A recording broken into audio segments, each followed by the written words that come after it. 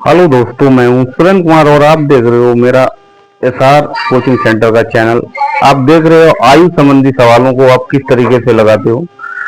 आयु संबंधी सवालों को आप चुटकियों में हल कर सकते हो।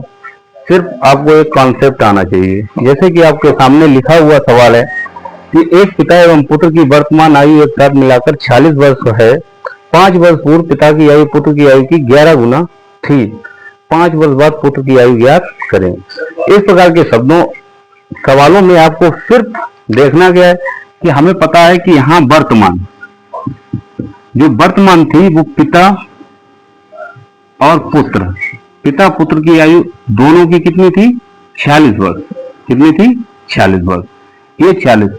अब देखिए 5 वर्ष पूर्व का मतलब पीछे जाएंगे, पीछे मतलब भूत और आगे मतलब भविष्य। 3 चीजों को याद करिएगा।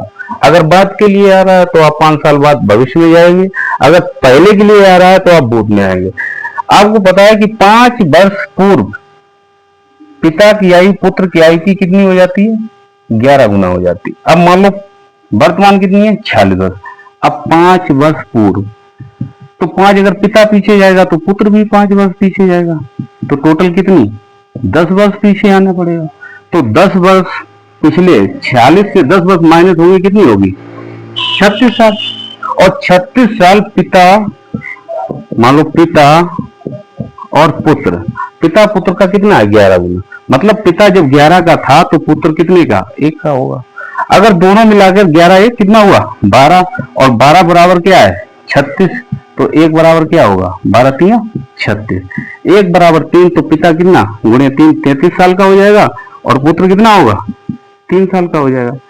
पूछा क्या गया भाई साहब? पूछा गया है कि 5 वर्ष बाद पुत्र की आयु ज्ञात कीजिए। पुत्र की आयु पूछी गई, सिंपल। पुत्र की आयु है कितनी? 3 वर्ष। 3 वर्ष क्या है? 5 वर्ष पूर्व। अगर 3 वर्ष से फिर हम जाएंगे वर्तमान में तो 5 साल इसमें जुड़ जाएंगे, कितने? 8 साल का। तो वर्तमान में पुत्र की आयु 8 साल है। अगर इसे हम भविष्य में 5 साल बाद पूछेगी तो 5 साल बाद ये कितना? 8 5 13 वर्ष का। तो पुत्र हो जाएगा कितने?